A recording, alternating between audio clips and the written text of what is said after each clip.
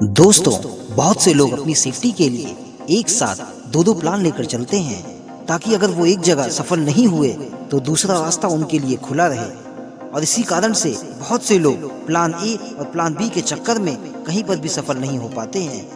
APJ Abdul Kalam साहब ने कहा है कि अगर कोई इंसान अपनी किस्मत को बदलना चाहता है तो उसे सबसे पहले अपने डेली रूटीन को बदलना होगा। कोई अपनी लाइफ में कितना सफल हो सकता है ये इस बात पर डिपेंड करता है कि वो अपने दिन की शुरुआत कैसे करता है।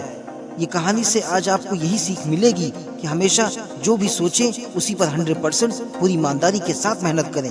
दो दो प्लान के चक्कर में मत पड़ें। अगर आप एक चीज पर टिके रहे तो यकीनन सफलता आपके कदम चूमेगी। दोस्तों, अगर आप हमारे चैनल पर नए हैं तो प्लीज चैनल को सब्सक्राइब करके बेल आइकन ऑल पर दबा दीजिए ताकि आपको हमारी हर नई वीडियोस का अपडेट सबसे पहले मिले। पुराने समय की बात है, एक राज्य में वहाँ के सूचना अधिकारियों से राजा को सूचना मिली कि उनके पड़ोसी राजा उनके राज्य पर हमला करने वाले हैं और ये एकदम पक्की खबर है।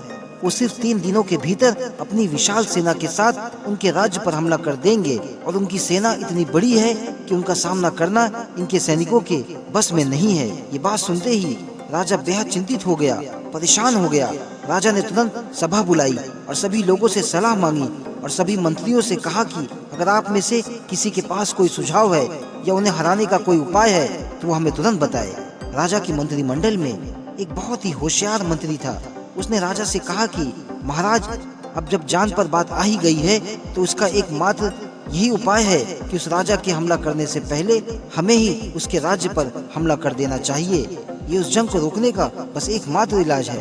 राजा बोला, मंत्री जी, हमारी सेना बहुत छोटी है, हम उनका मुकाबला कैसे कर पाएंगे?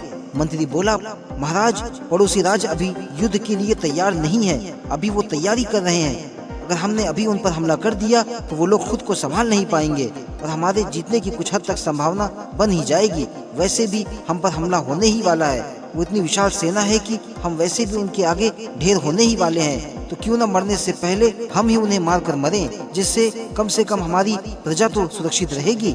मंत्री जी की बात राजा को बहुत अच्छी लगी। उन्होंने तुरंत अपनी सेना को तैयार होने का आदेश दे दिया। आदेश मिलते ही सभी सेना राजा के साथ युद्ध के लिए निकल पड़ी। पड़ोसी राजा के क्षेत्र में जाने का एकमात्र ही रास्ता था और वो था दरिया का पुल।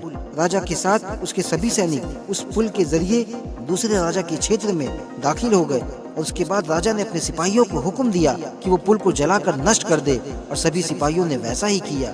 फिर पुल जलने के बाद राजा ने अपने सभी सैनिक से कहा कि अब हमारे पास कोई और दूसरा रास्ता नहीं है जिससे कि हम वापस जा सके या जान बचाने के लिए हम यहाँ से भाग सके। अब हमारे पास एक ही रास्ता है, या तो हम इस जंग को जीतकर इस राज्य पर विजय प्राप्त कर ले या यहीं इस जंग में अपने प्राणों की आहुति दे दे। इसके अलावा हमारे पास और कोई दूसरा रास्ता नहीं है। अब हम पीछे नहीं हट सकते हैं, करो या मरो वाली स्थिति हमारे सामने आ चुकी है। राजा की इन बातों से सभी सैनिक को जबरदस्त मोटिवेशन मिलता है। फिर सभी सैनिक अपनी पूरी ताकत के साथ पड़ोसी राज्य पर हमला कर देते हैं और उस राजा की बड़ी सेना को आसानी से हरा देते हैं। दोस्तों, इस छोटी सी सेना ने अपने से बड़ी विशाल सेना को हरा दिया और इसकी वजह बस यही है कि उनके पास और कोई दूसरा ऑप्शन नहीं था। इसी वजह से इन्हें हिम्मत मिली और ये जंग में विजय हो गए।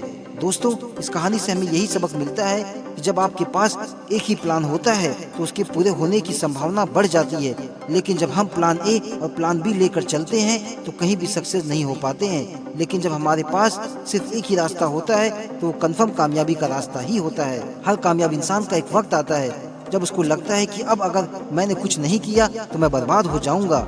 वो समय कर लेता है जो वो नहीं कर पाता है। इसीलिए दोस्तों, अपनी मेहनत पर, अपने आप पर भरोसा रखिए। एक दिन आपका समय भी आएगा और आप अपने फील्ड में कामयाब होगे। लेकिन अगर आप अपनी सेफ्टी के लिए दो दो प्लान लेकर चलोगे तो आपका कामयाब होना बहुत मुश्किल हो जाएगा या फिर आपको कामयाबी बहुत देर से प्राप्त होगी। अगर आज की कहानी आपको पसंद आई है तो प्लीज वीडियो को लाइक कीजिए और अपने सभी दोस्तों को शेयर कीजिए। अगर आप हमारे चैनल पर नए हैं तो प्लीज चैनल को सब्सक्राइब करके बेल आइकन ऑल पर दबा दीजिए ताकि आपको हमारी हर नई मोटिवेशन कहानी का अपडेट सबसे पहले मिले। फिर मिलेंगे बहुत जल्द एक नई मोटिवेशन के साथ। तब तक के लिए खुश रहिए, मुस्कुराते रहिए और हमारे वीडियोस को देखते रहिए। Thank you.